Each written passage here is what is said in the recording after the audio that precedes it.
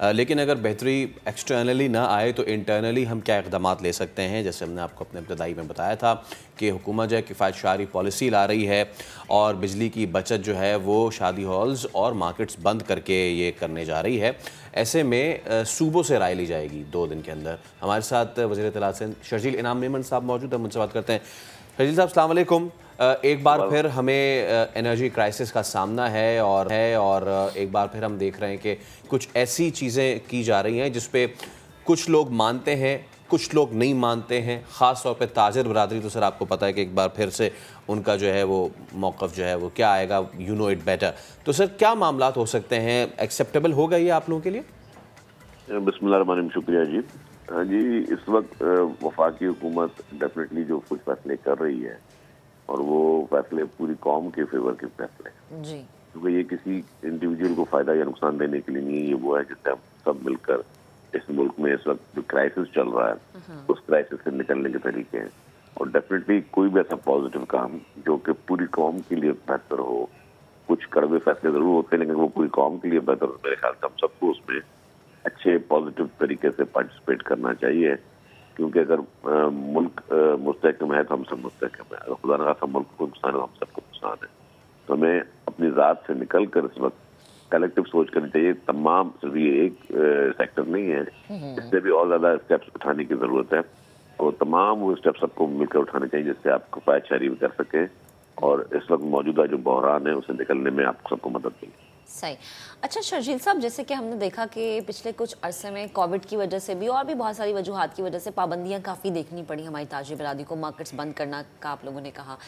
लेकिन अगर ये अब हो जाता है तो मुझे ये बताएं कि इसमें क्या आवाम पर प्रेशर नहीं होगा? क्योंकि अगेन वही जो हमारे तिजारती मामलात हैं, जो हमारी ताजिर बरादरी है, वो फिर एक शिकवा लेके खड़ी हो जाएगी, आवाम पे काफ़ी प्रेशर पड़ेगा।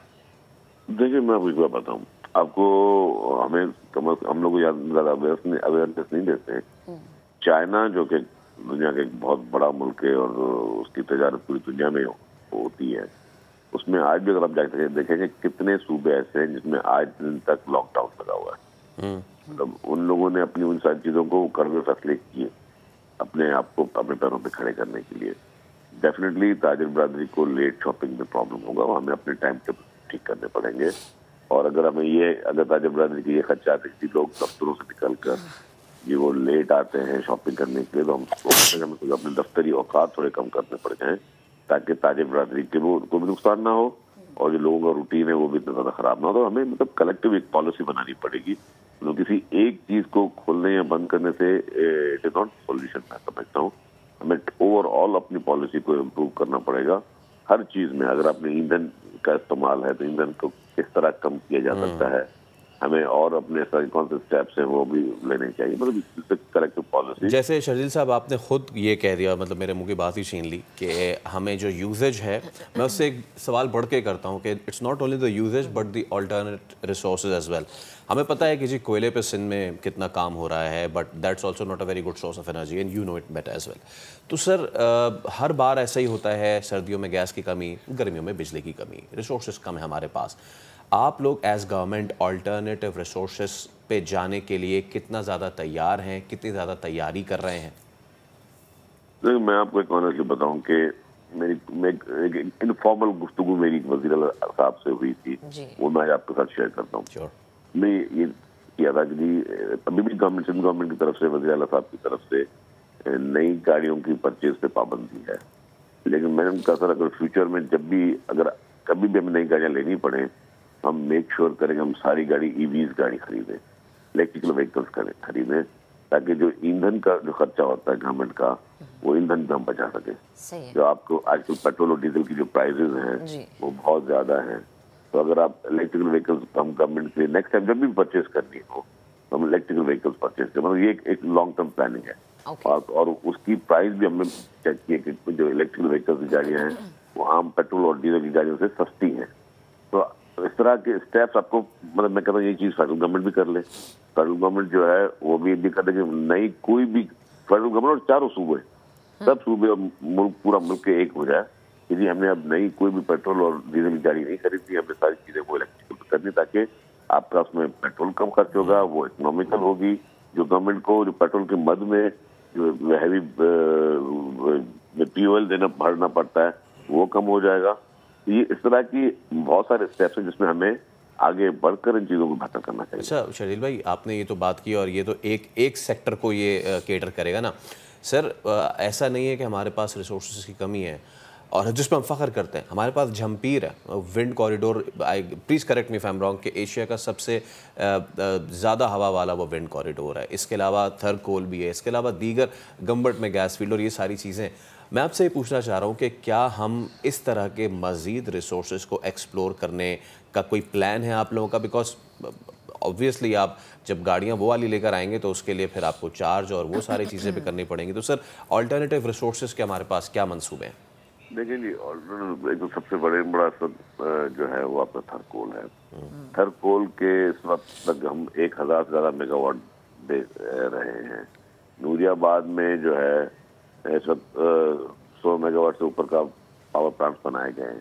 उसके अलावा जो विंड कॉरिडोर की आप बात कर रहे हैं, विंड कॉरिडोर में हमारे पास, आप अगर किसी दिन आपको हम ले चलें, आप अगर एरियल व्यू भी देख लें तो पूरा ये कॉरिडोर वहाँ पे विंड मिल्स लग रहे हैं और लोग जो है उस ऑल्टरनेट एनर्जी में काम कर रहे हैं।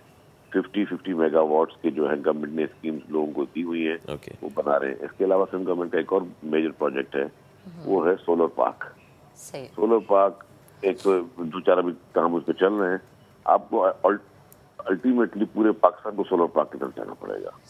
आप, क्योंकि वो सबसे सस्ते में सस्ती ग्रीन एनर्जी है, उसमें कोई प्रॉब्लम नहीं है। और उसमें जैसे गवर्नमेंट ने उस पर इम्पोर्ट भी ड्यूटी ऑलमोस्ट खत्म कर दी है आपके सोलर्स पे।